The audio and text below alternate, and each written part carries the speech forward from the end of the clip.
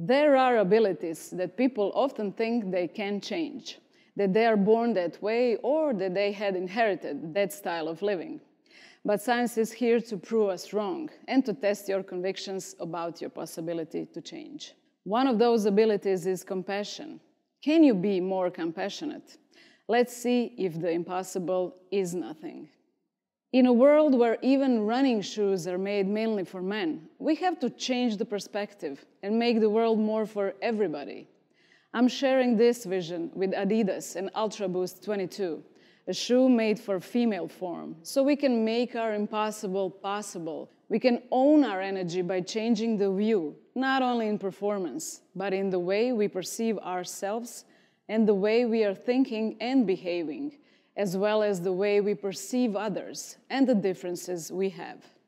Before we continue to talk about compassion, let's see what sculpts our convictions about compassion.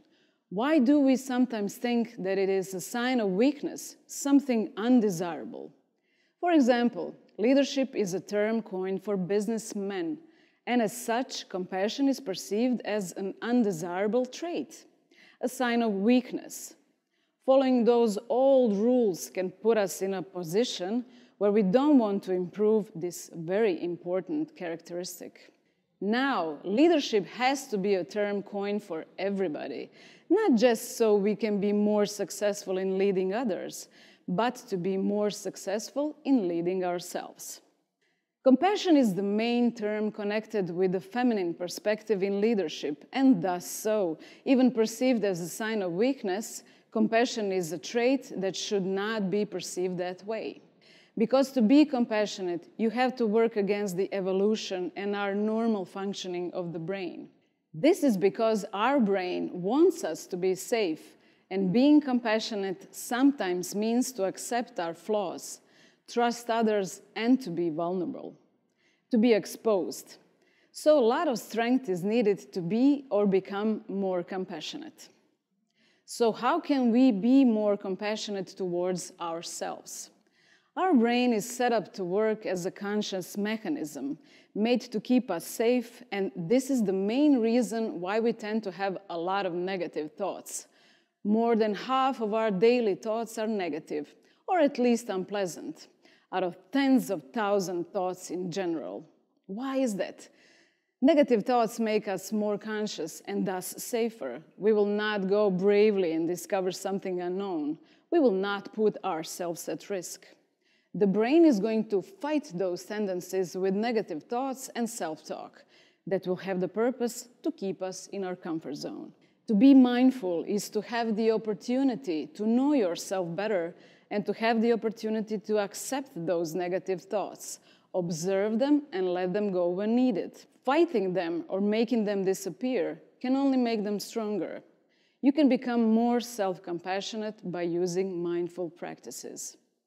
How to be more mindful and use mindful practices? Here is some general advice. No matter which style of meditation you choose, it would be great if you follow these guidelines. Meditation is not about achieving particular results. It is about being in the present moment, as it is with a kind and open attitude. Some may have the belief that one must perform the meditation in the right way.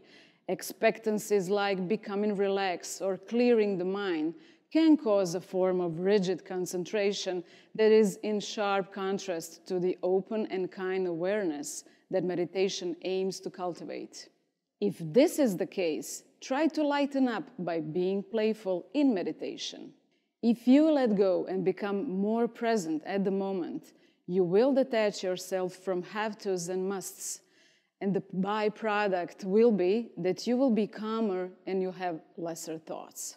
You will practice acceptance because in meditation there is no pressure of being fine. It's okay not to be okay. Compassion towards others is as important as acceptance of oneself. We tend to see the world from our perspective and through our values and criteria. Seeing people as different can make us uncompassionate and exclusive. That does not only corrode our relationships and creates an environment of rigidness and exclusion, it also has the potential of blocking our growth. If we think about the flaws we see in other people, the flaws we don't like, we will see the things we avoid so often, not giving the same chances to everybody. So what can help? Seeing other people's flaws as over-enhanced virtues can even lead us to define our personal growth space. Here's how we can do that. For example, if someone often leaves an impression of being strict and rigid, and we see that flaw as being a trait that is over-enhanced, when we diminish the strength of that trait, we can see that that person has good boundaries, but does not know how to loosen up their criteria sometimes. Maybe because it bothers us that much, we see that we lack that trait and that our boundaries could use a bit of improvement.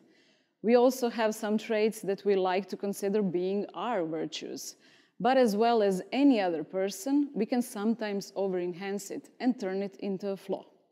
By seeing other people's flaws as over-enhanced virtues, we can become more compassionate in conversation and relationships in general.